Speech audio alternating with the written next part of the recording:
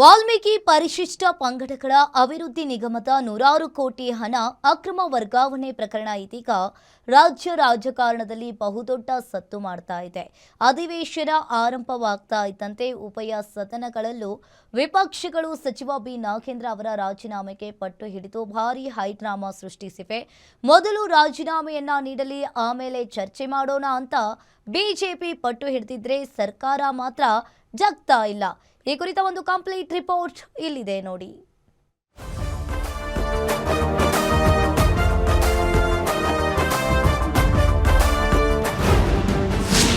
ಮೊದಲು ಮಿನಿಸ್ಟರ್ ರಾಜೀನಾಮೆ, ಆಮೇಲೆ ಚರ್ಚೆ.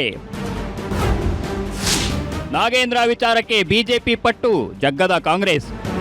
ವಾಲ್ಮೀಕಿ ಪರಿಶಿಷ್ಟ ಪಂಗಡಗಳ ಅಭಿವೃದ್ಧಿ ನಿಗಮದಲ್ಲಿ ನಡೆದಿರೋ 187 ಕೋಟಿ ರೂಪಾಯಿ ಹಣ ಅಕ್ರಮ ವರ್ಗಾವಣೆ ಪ್ರಕರಣ ಸದನವನ್ನ ಕಾದ ಕಾವಲಿಯನ್ನಾಗಿ ಮಾಡಿದೆ. ಪ್ರಕರಣದಲ್ಲಿ ಪ್ರಮುಖ ಆರೋಪಿಯಾಗಿರೋ ಸಚಿವ ಬಿ ನಾಗೇಂದ್ರ ಮತ್ತೆ ಸಚಿವ ಸ್ಥಾನ ವಹಿಸಿಕೊಳ್ಳುತ್ತಿದ್ದಂತೆ ವಿಪಕ್ಷಗಳು ಸಮರ ಸಾರಿವೆ. ಇವತ್ತು ಕಲಾಪ ಆರಂಭವಾಗುತ್ತಿದ್ದಂತೆ ವಿಧಾನಸಭೆ ಹಾಗೂ ವಿಧಾನ ಪರಿಷತ್ ಎರಡೂ ಸದನಗಳಲ್ಲಿ ಬಿಜೆಪಿ ಮತ್ತು ಜೆಡಿಎಸ್ ನಾಯಕರು ನಾಗೇಂದ್ರ ರಾಜೀನಾಮೆಗೆ ಆಗ್ರಹಿಸಿ ಹೋರಾಟ ಮಾಡಿದ್ರು. ಯಾವುದೇ ಸಿಬಿಐ ಕೋರ್ಟ್ ಆಗಲಿ ಇಡಿ ಕೋರ್ಟ್ ಆಗಲಿ ಇವರಿಗೆ ಕ್ಲೀನ್ ಚಿಟ್ ಕೊಟ್ಟಿಲ್ಲ. ಜೈಲಲ್ಲಿದ್ದು ಬಂದರು. ಇವ್ರ ಮೇಲೆ 34 ಕೇಸ್ ಇದೆ. ಈಗಲೂ ಕರಪ್ಷನ್ ಕೇಸ್ಗಳು, ಮೈನಿಂಗ್ ಕೇಸ್ ಇದೆ. ಇಷ್ಟಿದ್ರೂ ಕೂಡ ಕಾಂಗ್ರೆಸ್ಸಿನ ಹೈಕಮಾಂಡು ರಾಹುಲ್ ಗಾಂಧಿ, ಸೋನಿಯಾ ಗಾಂಧಿ ಇವ್ರನ್ನ ಮತ್ತೆ ಕ್ಯಾಬಿನೆಟ್ಗೆ ಸೇರಿಸೋಕ್ಕೆ ಅವಕಾಶ ಮಾಡಿಕೊಟ್ಟಿದ್ದು. ಈ 187 ಕೋಟಿ ಹಣ ಕೇಂದ್ರದ ಕಾಂಗ್ರೆಸ್ ನಾಯಕರಿಗೆ ಹೋಗಿದೆ. ಅದಕ್ಕೋಸ್ಕರ ಅವರು ಇವ್ರನ್ನ ಮಂತ್ರಿ ಮಾಡಿದ್ದಾರೆ ಅಂತ ಜನ ಮಾತಾಡ್ತಾ ಇದ್ದಾರೆ. ಇದು ಪ್ರೂವ್ ಆಗಬೇಕೀಗ. ಕಾಂಗ್ರೆಸ್ ಅವರು ಹೈಕಮಾಂಡ್ ದುಡ್ಡು ತೊಗೊಂಡಿಲ್ಲ ಅಂದರೆ, 187 ಕೋಟಿಯಲ್ಲಿ ಅವ್ರ ಶೇರ್ ಇಲ್ಲ ಅಂದರೆ ಇವ್ರನ್ನ ಯಾಕೆ ತಗೊಬೇಕಾಯ್ತು ಮಂತ್ರಿಮಂಡಲಕ್ಕೆ? ವಿಧಾನಸಭೆಯಲ್ಲಿ ಅಷ್ಟೇ ಅಲ್ಲ, ವಿಧಾನ ಪರಿಷತ್ನಲ್ಲೂ ಕೇಸರಿ ಪಡೆ ಕಲಾಪಕ್ಕೆ ತಡೆಯೊಡ್ಡಿ ಧರಣಿ ನಡೆಸಿತು. ಪರಿಷತ್ ಕಲಾಪ ಶುರುವಾಗುತ್ತಿದ್ದಂತೆ ವಿಪಕ್ಷ ನಾಯಕ ಛಲವಾದಿ ನಾರಾಯಣಸ್ವಾಮಿ ವಿಷಯ ಪ್ರಸ್ತಾಪಿಸಿ ಕೋಟಿ ಕೋಟಿ ಹಣ ಲೂಟಿಯಾಗಿದೆ ಅಂತ ದಾಖಲೆಗಳನ್ನ ಪ್ರದರ್ಶಿಸಿದ್ರು.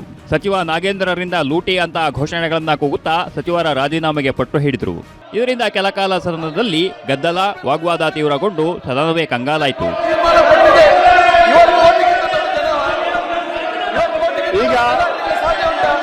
ವಿಪಕ್ಷಗಳು ಸಚಿವ ನಾಗೇಂದ್ರ ರಾಜೀನಾಮೆಗೆ ಹೋರಾಟ ತೀವ್ರಗೊಳಿಸಿದ್ರೆ ಕಾಂಗ್ರೆಸ್ ನಾಯಕರು ವಿಪಕ್ಷಗಳ ವರ್ತನೆಗೆ ತೀವ್ರ ಆಕ್ರೋಶ ವ್ಯಕ್ತಪಡಿಸಿದ್ದಾರೆ.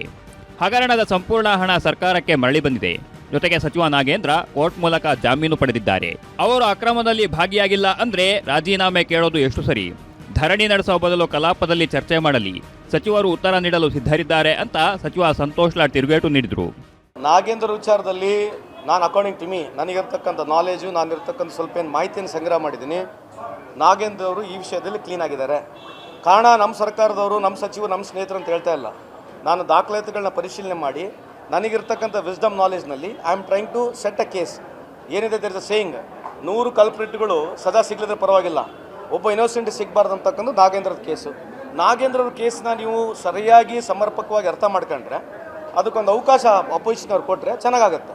ಹಗರಣದ ಕಾವು ದಿನದಿಂದ ದಿನಕ್ಕೆ ಹೆಚ್ಚಾಗುತ್ತಿದ್ದು, ನಾಳೆಯೂ ಕೂಡ ಸದನದಲ್ಲಿ ನಾಗೇಂದ್ರ ರಾಜೀನಾಮೆಗೆ ಪಟ್ಟು ಹಿಡಿಯಲು ಬಿಜೆಪಿ ನಿರ್ಧರಿಸಿದೆ. ವಿಪಕ್ಷಗಳ ಈ ಆಕ್ರಮಣಕಾರಿ ಹೋರಾಟದಿಂದಾಗಿ ಆಡಳಿತಾರೂಢ ಕಾಂಗ್ರೆಸ್ ಸರ್ಕಾರ ಸಂಕಷ್ಟಕ್ಕೆ ಸಿಲುಕಿದ್ದು, ಸದನದಲ್ಲಿ ಸರ್ಕಾರ ನೀಡುವ ಉತ್ತರ ಹಾಗೂ ಮುಂದಿನ ನಡೆ ತೀವ್ರ ಕುತೂಹಲ ಕೆರಳಿಸಿದೆ.